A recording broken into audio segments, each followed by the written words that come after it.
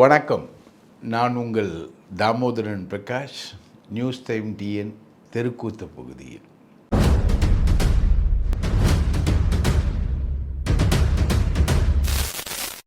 இப்போது ஒரு முக்கியமான ஒரு பிரேக்கிங் நியூஸ் மாதிரி ஒரு நியூஸ் நமக்கு கிடச்சிருக்கு. த்ரிஷா எம்பி தொகுதியில் போட்டி போடுவாங்கன்னு சொன்னோம் இல்லையா, அந்த எம்பி தொகுதியை டிசைட் பண்ணிட்டாங்க. மத்திய சென்னையா. மத்திய சென்னை எம்பி தொகுதி இருக்கிற சென்னையிலே சின்ன எம்பி தொகுதி. இப்போது வட சென்னை எடுத்திங்கன்னா திருவள்ளூர் வரைக்கும் போகும். இது தென் சென்னை எடுத்துட்டிங்கன்னா உங்களுக்கு தாம்பரம் கிட்ட வரைக்கும் போகும். எதுக்கு இவ்வளோ ரிஸ்க் எடுக்கணும்? த்ரிஷா அம்மா நிற்கிறதுனா அது காம்பேக்டாக சின்ன தொகுதி. மத்திய சென்னைனா யார் நிற்பா? நம்ம தயாநிதி மாறன் நிற்பார். தயாநிதி மாறனுக்கு ஆப்போனண்ட்டாக நிற்க போகிறது யாருன்னா த்ரிஷா. இதை இவங்க டிசைட் பண்ணியிருக்காங்க. இதில் என்னன்னு பார்த்தீங்கன்னா, த்ரிஷாவோட ரோல் சம்மந்தமாக நம்ம அப்டேட் பண்ணிக்கிட்டே இருக்கோம். இந்த அப்டேட் எதுக்காக பண்ணுறோன்னா, த்ரிஷா உண்மையிலே ஒரு பெரிய பவர் சென்டராக உருவாகுறாங்க. அப்படியே ஜானகி, எம்ஜிஆர், ஜெயலலிதா கதை தான். இதில் ஒரே ஒரு வித்தியாசம்தான் அங்கே வருது. அந்த வித்தியாசம் விஜயுடைய மனைவி சங்கீதா. ஜானகி ஜெயலலிதாவை அக்செப்ட் பண்ணிட்டாங்க. ஏன்னா எம்ஜிஆருக்கு ஏற்கனவே நிறைய மனைவிகள் இருந்ததுனால, இவங்களே இன்னொருத்தரோட கணபதி பட் என்பவரோட மனைவியாக இருந்து இங்கே வந்ததுனால, இவங்க ஜெயலலிதாவை எம்ஜிஆர் ஹேண்டில் பண்ணுறதை அக்செப்ட் பண்ணிக்கிட்டாங்க. ஆனால் சங்கீதா அக்செப்ட் பண்ணவே இல்லை. ரைட்டுங்களா? இதுதான் எம்ஜிஆர் ஜெயலலிதா கதைக்கும் விஜய் த்ரிஷா கதைக்கும் இருக்கக்கூடிய வித்தியாசம். ஆனால் த்ரிஷா பவர் சென்டர். அதை த்ரிஷா ஒரு பவர் சென்டர் அப்படின்றத சொல்கிறது விஷ்ணு ரெட்டி. மேடம் சொல்லிட்டாங்க அப்படின்றதான் விஜய் சர்க்கிளில் வரக்கூடிய கோட் வேர்டு. இப்போது இவருக்கு மணல் முழுக்க கொடுக்கறதுக்காக ரெடி பண்ணாங்க விஷ்ணு ரெட்டிக்கு. ஆனால் அந்த விஷயத்துக்கு தடை போட்டது த்ரிஷா தான் அப்படின்றது தான் அந்த விஷ்ணு ரெட்டி டீமுக்கும் த்ரிஷாவுக்கும் இருக்கக்கூடிய மோதல். இப்போது பவர் சென்டர் அப்படின்ற மாதிரி இப்போ ஒரு ப்ராப்பகண்டாவை கிளப்புறதும் விஷ்ணு ரெட்டி தான் அப்படின்னு சொல்கிறாங்க. ரைட்டுங்களா? ஆனால் த்ரிஷா பல முடிவுகளில் தலையிடுறாங்க. பல விஷயங்களில் அவங்க டிசைட் பண்ணுறாங்க. இப்போது இண்டிபெண்டன்ஸ் டேக்கு அந்த ஸ்டேஜில் உட்காரது கூட த்ரிஷா எடுத்த முடிவு, விஜய் எடுத்த முடிவு அல்ல, த்ரிஷா எடுத்த முடிவு. அந்த முடிவின் அடிப்படையில் தான் அவங்க அங்கே உட்காடுறாங்க. முடிவு எடுக்கிற அதிகாரம் கூட விஜய்க்கு கிடையாது, த்ரிஷாவுக்கு தான் அந்த முடிவு எடுக்கிற அதிகாரம் கூட இருக்குதுன்னு வச்சுக்கோங்களேன். இப்போது பிடபிள்யூடி இருக்குது, எல்லாத்துலேயும் வாங்க ஆரம்பிச்சிட்டாங்க. டோட்டலாக கரப்ஷன் ஹை லெவலில் போகுது. பிடபிள்யூடி கான்ட்ராக்டில் முழுக்க ஒரு 15% கான்ட்ராக்டர்ஸ் கிட்ட வாங்கப்படுறதா தகவல்கள் சமூக வலைத்தளங்கள்லேயும் மற்ற இடங்கள்லையும் வருது. ஆதவ் தான் பிடபிள்யூடியில் ஃபுல்லாக வாங்குறாரு அப்படின்ற ஒரு தகவல் போயிட்டுருக்கு. இதில் ஒரு முக்கியமான இன்க்ரீடியண்ட் சொல்லுவாங்களே, உப்பு மிளகா புளின்னு சொல்லுவாங்க இல்லையா, அந்த மாதிரி இந்த பொதுப்பணித்துறை இன்க்ரீடியண்ட் இருக்கு இல்லையா, இன்க்ரீடியண்ட்டில் 2 விஷயம் முக்கியமாக வருது. ஒன்று அவங்க ஸ்டார்ட் பண்ண போகிற வெற்றி நியூஸ் சேனல். அந்த சேனலை அவங்க ஸ்டார்ட் பண்ண போகிறாங்க. அது ஒரு இன்க்ரீடியண்ட்டு.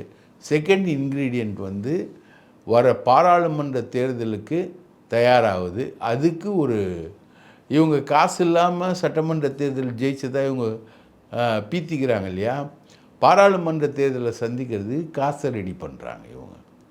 இப்போது விஜய் டக்குன்னு இன்றைக்கி சட்டமன்றத்தில் எழுந்து 3 துறை சம்பந்தமாக விஷயங்கள் இருக்குதுன்னு நிதியமைச்சர் சொன்னார்ல, அது எதுவும் மேம்போக்குக்காக சொல்லலை, அதில் விஷயம் இருக்குது. 3 துறைகள் சம்பந்தமான ஃபைல் எங்கிட்ட இருக்குது. இப்போ வேணான்னு நினச்சேன், சொல்ல வேணான்னு நினச்சேன். ஆனால் 3 ஃபைல் வந்து இருக்குது. ஆதாரம் கொடு, ஆதாரம் கொடுன்னு கேட்குறாங்க. 3 டிபார்ட்மெண்ட் சம்மந்தமான ஃபைல் வந்து என்கிட்ட இருக்குது. நான் அது தயாராக இருக்குது. ஏதோ இடைத்தேர்தல் வருது, அவங்க வந்து பொழைச்சி போட்டுன்னு தான் நான் கம்முன்னு இருந்தேன். ஆனால் ஆதாரம் கொடு, ஆதாரம் கொடுன்னு கேட்டால் என்கிட்ட ஃபைல் இருக்குதுன்னு சொல்கிறார். இது ஆக்சுவலாக பார்த்திங்கன்னா, இந்த மாதிரி என்கிட்ட மேட்ரு இருக்குது, என்கிட்ட ஃபைல் இருக்குது, நீ வந்து மாட்டிப்ப அப்படின்னு சொல்கிறது வந்து ஒரு விதமான மிரட்டல். ஆதாரம் இருக்கிறவன் நேரடியாக வழக்கு போட வேண்டியது தானே. இப்போ இவங்க டார்கெட் பண்ணுறது யார்? 3 டிபார்ட்மெண்ட் யார் யார்? ஈஸியாக சொல்லிடலாம். குழந்தைய கேட்டால் கூட தமிழ்நாட்டில் சொல்லிடும். யார்? செந்தில் பாலாஜி நம்பர் 1. நம்பர் 2 யார்? ஏவா வேலு. நம்பர் 3 யார்? கேஎன் நேரு. ரைட்டுங்களா? இந்த நேரு வந்து ரெட்டிகாரு. அவருக்கு வந்து இந்த ரெட்டி லாபி இருக்கு இல்லையா, சுஜய் ரெட்டி, அனில் ரெட்டி, விஷ்ணு ரெட்டி, இந்த லாபியோடு அவரால் ஈஸியாக மிங்கிள் ஆக முடியும்.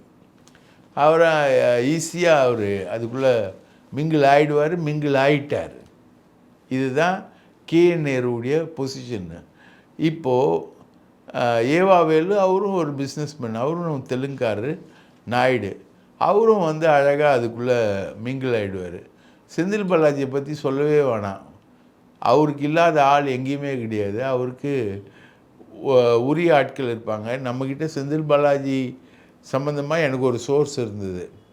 அந்த சோர்ஸ் யாருன்னு பார்த்தீங்கன்னா, இப்போது அவர் வந்து புசி ஆனந்தோட சோர்ஸாக மாறிட்டார். அவர் புசி ஆனந்த் பற்றின தகவல்கள்லாம் அங்கேருந்து கிடைக்குது.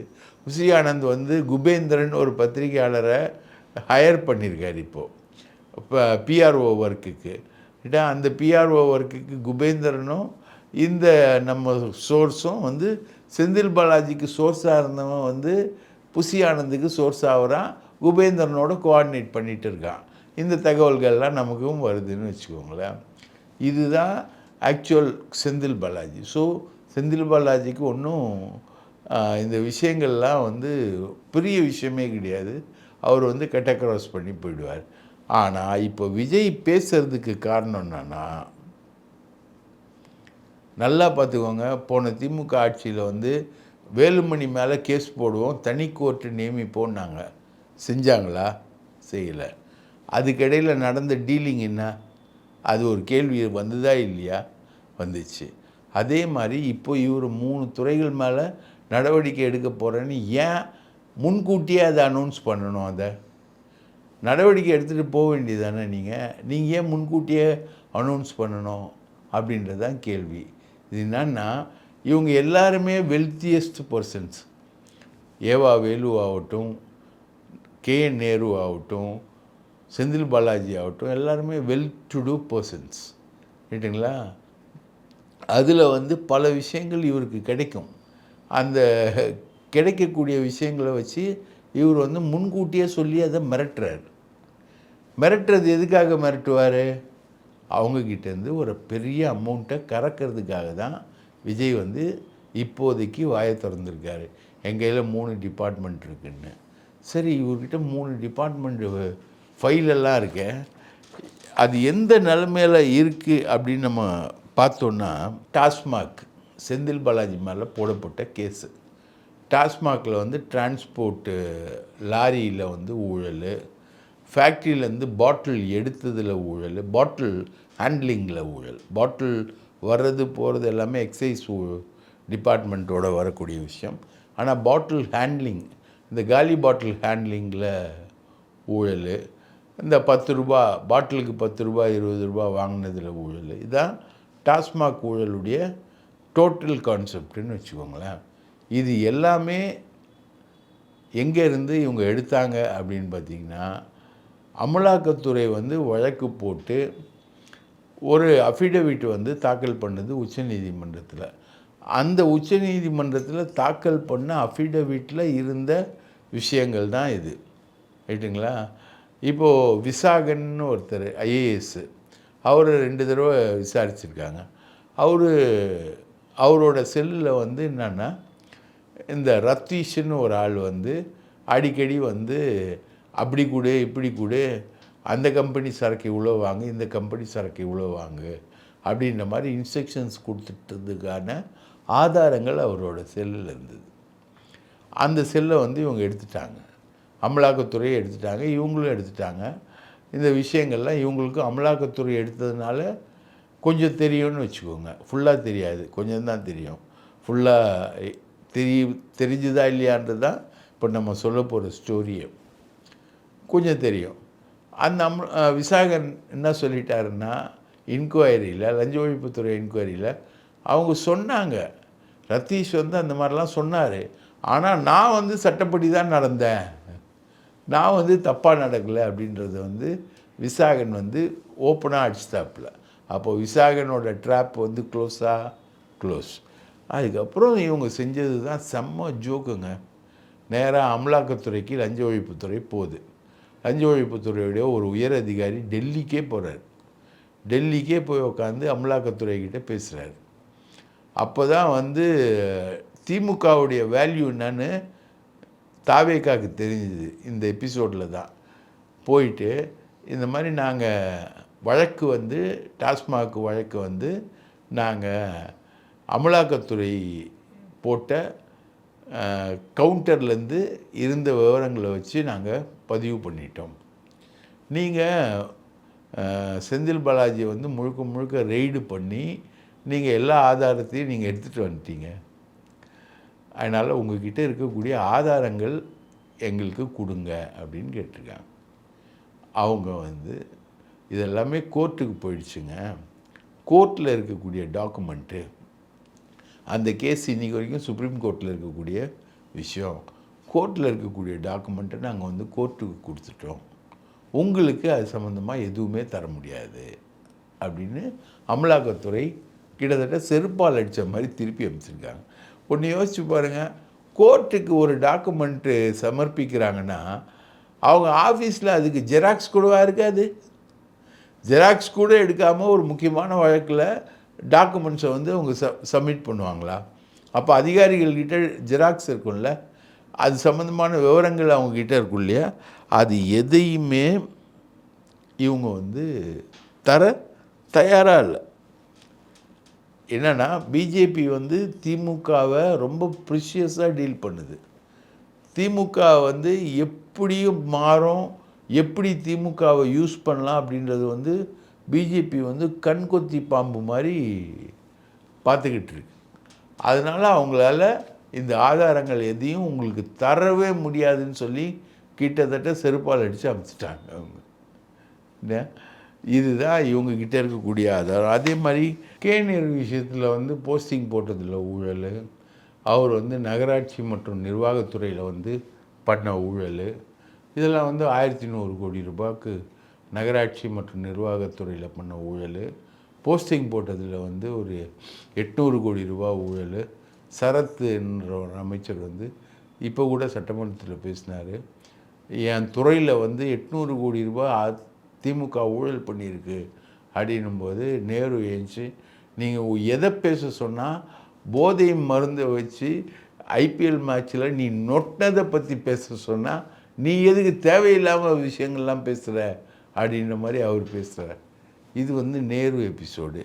ஏவா வேலு எபிசோட்லேயும் அவங்க வந்து ஃபுல்லாக ரெய்டு அடித்து ரெடி பண்ணி கொண்டு வராங்க. மறுபடியும் செந்தில் பாலாஜி மேலே டாஸ்மாக் கேஸ் இல்லாமல் அவங்க ஏம் பண்ணுறது வந்து இபியில் வந்து மீட்டர் வாங்கினதில் ஊழல், அது எடுத்திருக்காங்க. அதே மாதிரி செமிகண்டக்டர் வாங்கினதில் செந்தில் பாலாஜி வந்து 397 கோடி ரூபா முறைகேடு.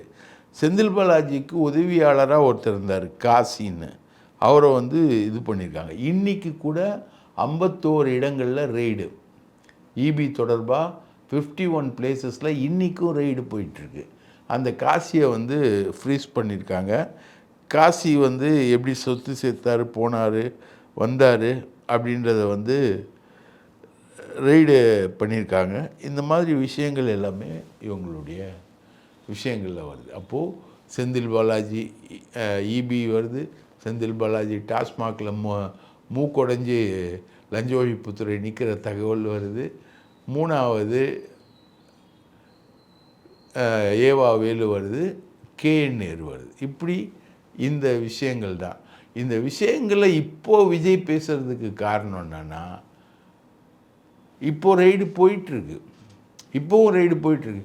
எல்லா தகவலும் என் டேபிளில் வந்துருச்சுன்னு விஜய் வந்து இப்போது ரைடு இப்போ ரைடு போய்கிட்டு இருக்கு.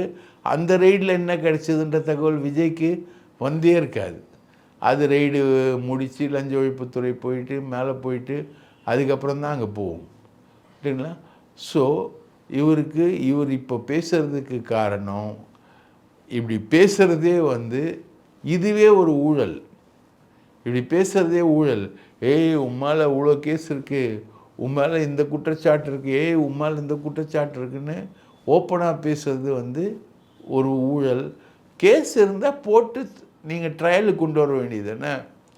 ஜெயலலிதாவுடைய சொத்து குவிப்பு வழக்கு போடும்போது கலைஞர்லாம் இந்த மாதிரி பேசவே இல்லை. டான்சி ஊழல் வழக்கு போடும்போது இந்த மாதிரி பேசவே இல்லை. மொத்தம் 27 கேஸ் போட்டாங்க. இந்த மாதிரிலாம் பேசவே இல்லை. கேஸை போட்டாங்க. துக்கையாண்டி நல்லம்மன் நாயுடு 2 பேரையும் இறக்கி விட்டாங்க. அவங்க போய் புலனாய்வு பண்ணாங்க. பக்கா கேஸை ரெடி பண்ணாங்க. லண்டன் வரைக்கும் போனாங்க. லண்டனில் போய் ஆய்வு செஞ்சாங்க. அது வழக்காச்சு. இதுதான் வந்து கேஸை கொண்டு போகிற மெத்தடு. 3 டிபார்ட்மெண்ட் கேஸ் எங்கிட்ட இருக்குது, நான் பண்ணிவிடுவேன் அப்படின்னா 3 பேர்கிட்டையும் வசூல் பண்ணுறதுக்கான வேலை இது. இல்லைங்களா? 3 பேரும் ஏதாவது ஒரு அமௌண்ட்டு கொடுப்பாங்க, கொடுக்க மாட்டாங்க அப்படின்றதுக்கு என்ன நிச்சயம்? அது வந்து உங்களை பொறுத்த வரைக்கும் ஒரு கிரே ஏரியா தானே.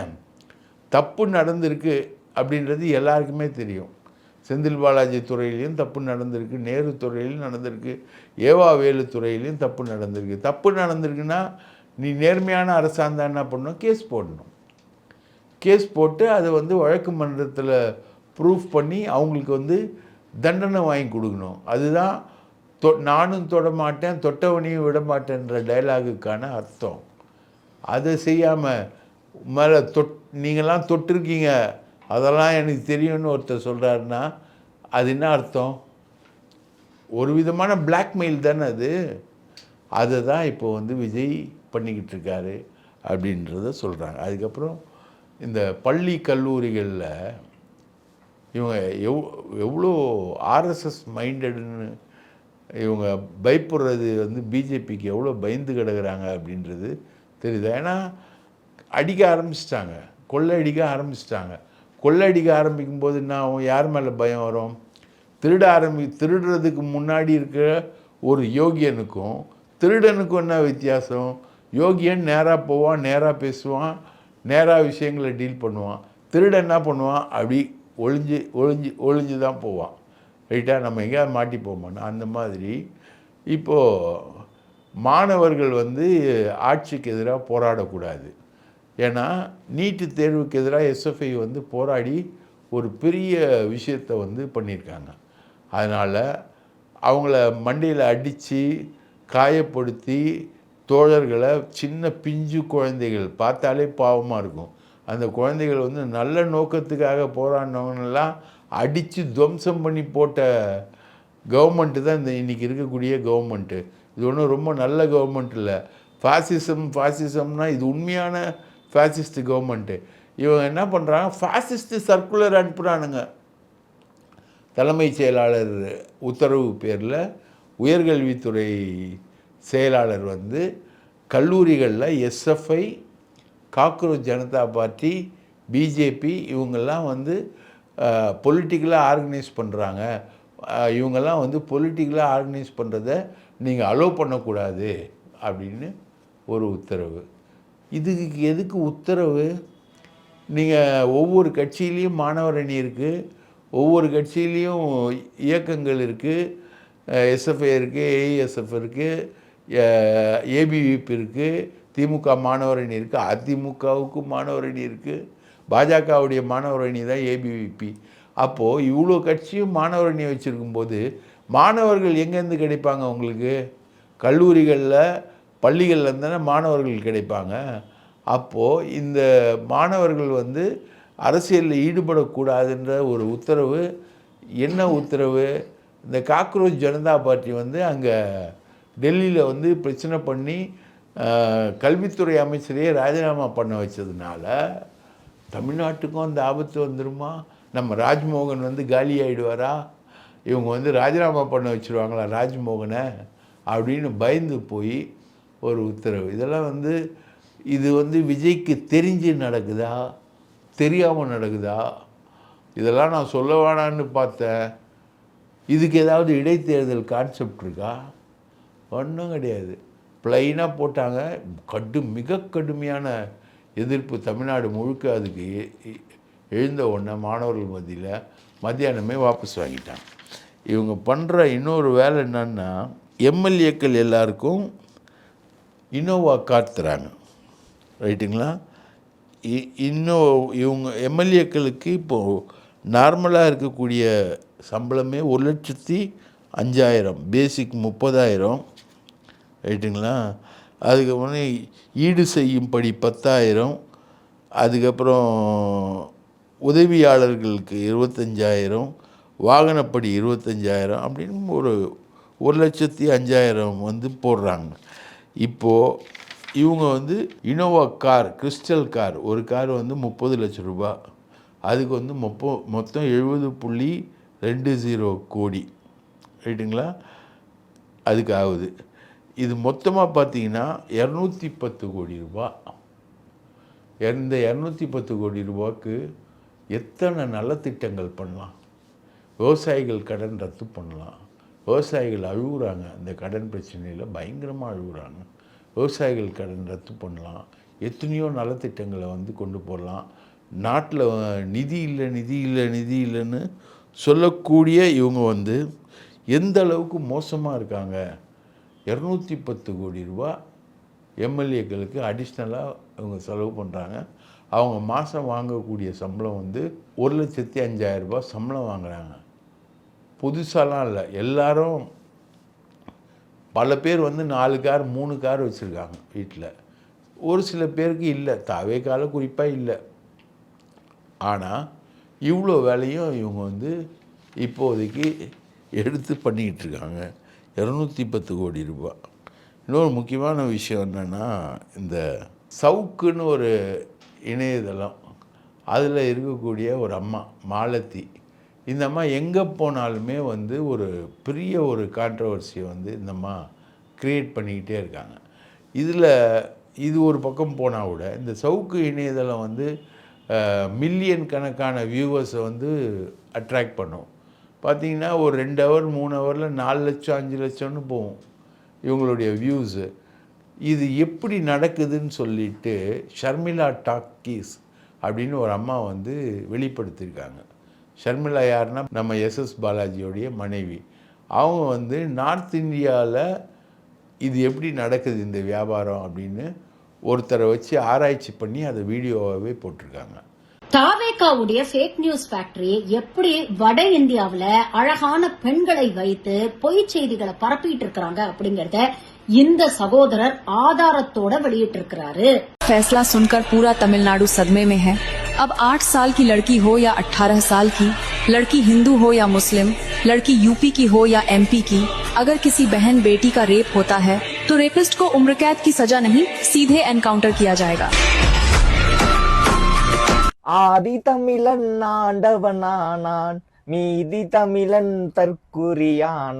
இந்த பொண்ணு போட்ட இந்த வீடியோ இருக்குல்ல, ஏறக்குறைய 10 மில்லியன் போயிருக்கு. லைக் மட்டுமே 1 மில்லியன் வந்திருக்கு. இந்த மாதிரி இந்த பொண்ணு வந்து 10 வீடியோ வந்து தாவேக்காக போயிருக்கு, போட்டிருக்கு. 10 வீடியோமா நல்ல வியூஸ், நல்ல like.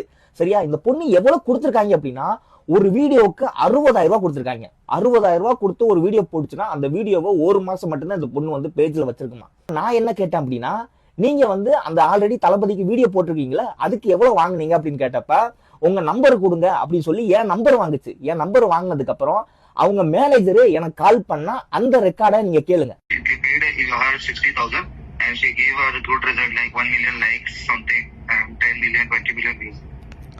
Okay okay bro, okay okay, thank you brother. Okay bro, I will talk to my manager and let you know. அதோட அந்த பொண்ணுக்கே போய் நேரடியா மெசேஜ் பண்ண, இந்த மாதிரி உங்க மேனேஜர் வந்து 60,000 ரூபாய் தரேன்னு சொன்னாரு, எங்களால அவ்வளவு தர முடியாது, நாங்க 50,000 தரேன், நான் என் கம்பெனி மேனேஜர் கிட்ட பேசுறேன், உங்களுக்கு ஓகேவா அப்படின்னு கேட்டேன். அந்த பொண்ணு வந்து ஓகே அப்படின்னு சொல்லிட்டு, இதுக்கப்புறம் வந்து நீங்க வந்து இன்ஸ்டால எல்லாம் மெசேஜ் பண்ணாதீங்க, வாட்ஸ்அப்ல வந்து நீங்க மெசேஜ் பண்ணுங்க, என் மேனேஜர் கிட்ட பேசிக்கங்க அப்படிங்கிற மாதிரி சொல்லிச்சு. அந்த வீடியோக்குள்ளே தான் நம்ம டேக் எடுக்கிறோம். இது நம்மளுடைய சொந்த கருத்துலாம் கிடையாது. அதில் வந்து பார்த்திங்கன்னா ஒரு நார்த் இந்தியன் பொண்ணு, இன்ஸ்டாகிராம் இன்ஃப்ளூயன்சர். அந்த பொண்ணு வந்து தாவேக்கா ஆட்சி தமிழ்நாட்டில் அமைஞ்ச உடனே பெண்களுக்கு எதிராக குற்றம் செய்யப்படுறவங்க யாராக இருந்தாலும் அவங்கள வந்து ஷூட் பண்ணிடுறாங்க, உடனுக்குடனே தண்டனை கொடுக்குறாங்க அப்படின்னு ஒரு வீடியோ போடுறாங்க. அந்த வீடியோ மட்டும் 10 மில்லியன் பேர் பார்க்குறாங்களாம் அந்த வீடியோவை. கேட்டிங்களா? அந்த வீடியோ போடுறதுக்கு இந்த அம்மாவுக்கு ஃபீஸ் எவ்வளோன்னா 60,000 ரூபாய். இப்போ இந்த ஷர்மிளா டாக்கீஸ் சார்பாக ஒரு நண்பர் வந்து அந்த பொண்ணுக்கிட்டேயே பேசுகிறாரு. அவர் அந்த வாட்ஸ்அப் உரையாடல்கள் எல்லாத்தையுமே காட்டுறாரு. அந்த பொண்ணுக்கிட்டே டைரெக்டாக 50,000 ரூபாய் நான் தரேன், 60,000 ரூபாயெல்லாம் தர முடியாது அப்படின்னு. 60,000 ரூபாய் யார் தரா அப்படின்னு கேட்குறாரு. தாவேக்கா தருதுன்னு சொல்கிறான். ஸோ இந்த வியூவர்ஷிப்பு, இந்த ஃபாலோவர்ஸு, இந்த விஷயங்கள் இது எல்லாமே வந்து பெய்டு. இந்த நியூஸும் எல்லாமே பெய்டு, ரைட்டுங்களா? இங்கே வந்து சவுக்கு உட்பட சில இணையதளங்கள் வந்து விஜய்க்கு ஆதரவாக பொங்கி எழுந்து செயல்படுறதுனால அவங்களுக்கு வந்து பயங்கரமான வியூஸ் போகுது, அப்படி போகுது இப்படி போகுதுன்னு ஒரு பம்மாத்து காட்டுறாங்க. அந்த பம்மாத்தெல்லாம் எப்படி உருவாகுதுன்றதை வந்து ஷர்மிளா டாக்கீஸ் சொல்கிறாங்க. அதாவது இவங்க வந்து இணையதளத்தில் இந்த சோஷியல் மீடியா இன்ஃப்ளூயன்சர்ஸை வச்சுக்கிட்டு இன்னும் இந்த வேலையை பண்ணிகிட்டு இருக்காங்க. இந்த இன்ஃப்ளூயன்சர்ஸ் வந்து பல லட்சம் பேர் வியூஸ் இருக்கிற மாதிரி உங்களுக்கு கொண்டு வருவாங்க, ரைட்டுங்களா? பல லட்சம் வியூஸ் இருக்கிற மாதிரி கொண்டு வருவாங்க. ஃபாலோவர்ஸ் பல லட்சம் பேர் இருக்கிற மாதிரி உங்களுக்கு ட்ராக்கை வந்து செட் பண்ணுவாங்க. ப்ரொவைடட் நீங்கள் வந்து விஜய்க்கு ஆதரவாக பேசணும், அதுதான். ஸோ விஜய்க்கு ஆதரவாக பேசக்கூடியதில் இருக்கக்கூடிய ஒரு சோஷியல் ட்ராமா இருக்கு இல்லையா, அந்த ட்ராமா வந்து இவங்க எல்லாருமே சவுக்கு, மாலதி, இந்த டீம் எல்லாம் இது வந்து உங்களுக்கு வந்து ரெவின்யூவும் வருது, இல்லைங்களா? இப்போ ஒரு 50 லட்சம் ரூபா, 1 கோடி ரூபாய் ஆஃபீஸு அது இது சொல்லிட்டு பெரிய அளவுக்கு அவங்க ஓப்பன் பண்ணிக்கிட்டே போகிறாங்க. அது எங்கேருந்து வருது ரெவின்யூன்னு பார்த்தீங்கன்னா, சவுக்குக்கு வரக்கூடிய ரெவின்யூ வந்து டிவிகேலேருந்து வருது. அப்போது டிவிகே வந்து எல்லா விதத்துலேயும் ஒரு விதமான கேம்பிளிங் தான் டிவிகே. எதுவுமே ரியல் கிடையாது, எல்லாமே ரீலு. அந்த ரீலை வச்சு தான் இவங்க வண்டி ஓடிக்கிட்டு இருக்கு அப்படின்றத உங்கள் தாழ்மையான கவனத்துக்கு கொண்டு வரோம். நன்றி, வணக்கம்.